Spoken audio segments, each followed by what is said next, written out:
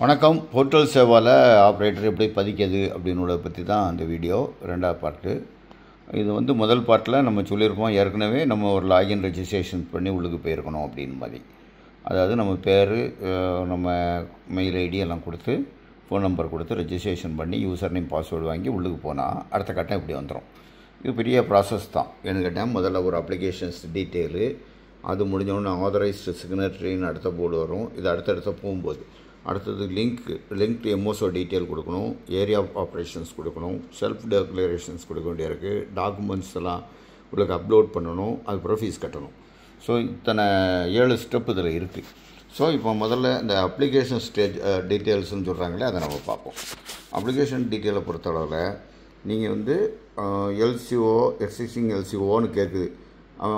ஆமான்னு கொடுத்தா தான் அந்த லைசன்ஸ் ஈஸியாக கிடைக்கிறதுக்கு வாய்ப்பு இருக்கும். இல்லைன்னு சொன்னால் ஒரு என்கொயரி இருக்குமா இருக்கும். அதனால் அதுக்கான ஒரு டீட்டெயிலை நம்ம கொடுத்துடணும். அப்போ இந்த எல்சிஓ எத்தனை வருஷம் நீ பண்ணுற அப்படின்னு கேட்க, நான் 34 வருஷம் கொடுத்துருக்கேன். டேட் ஆஃப் ரெஜிஸ்ட்ரேஷன்ஸ் உள்ளது இன்றைக்கி டேட்டு தான் கொடுத்துருக்கேன். அது எந்த டேட் கொடுக்குன்னு தெரில, இன்றைக்கி டேட் கொடுத்தாச்சு, ஏற்றுக்கு. அதே மாதிரி ரெஜிஸ்ட்ரேஷன்ஸ் நம்பர், நம்ம பழைய லைசன்ஸுடைய நம்பர் கேட்குது, கொடுத்தாச்சு. அடுத்து பார்த்திங்கன்னா அந்த லைசன்ஸை நம்ம அப்லோட் பண்ணணும். அதை ஜேபக்காக இருந்தனா பிடிஎஃபாக கன்வெர்ட் பண்ணி பிடிஎஃப் ஃபைலாட்டு உங்களுக்கு ஏற்றிக்கணும். எவ்வளோ கஸ்டமர் இருக்காங்க அப்படின்னு கேட்குது. இண்டிவிஜுவலாக பார்ட்னர்ஷிப்பான டீட்டெயில் கேட்குது. நம்ம கம்பெனியோடைய நேம் கேட்குது. அதுக்கப்புறம் பார்த்திங்கன்னா அந்த என்ன மிஸ்டர் ஆறுமுகம் தர்மராஜன், ஆதார் கார்டில் என்ன பேர் இருக்கோ அதை கொடுக்கணும். அதுக்கப்புறம் டேட் ஆஃப் பர்த்து கொடுக்கணும். அதுக்கப்புறம் அது கேட்குது மேலான்னு கேட்குது, நம்ம கொடுக்கலையோ, மெயில் கொடுத்துருவோம். கொடுத்தோன்னே அந்த பேன் கார்டு டீட்டெயில் பேன் கார்டும் ஆதார் கார்டும் மெர்ஜ் ஆகிருக்கான்னு பார்க்குது. அது ஆன்லைனில் போய் செக்கிங் பண்ணுது. செக்கிங் பண்ணிவிட்டு வந்துடுது.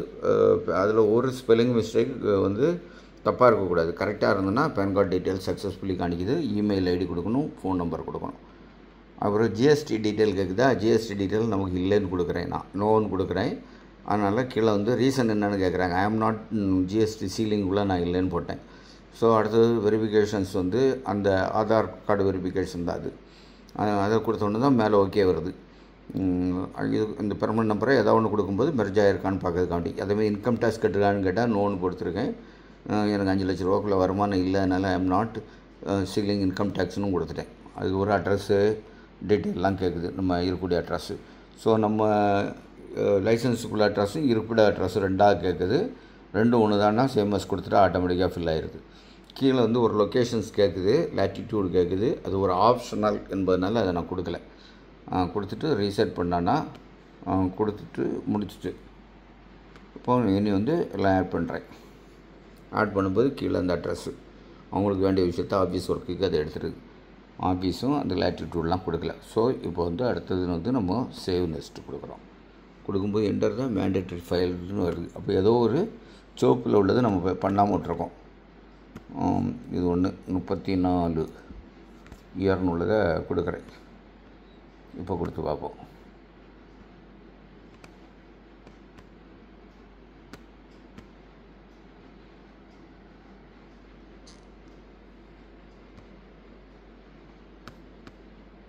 திருப்பியும் அப்படி தான் வருது. என்ட்ரி எல்லாமே அழிஞ்சு போச்சா?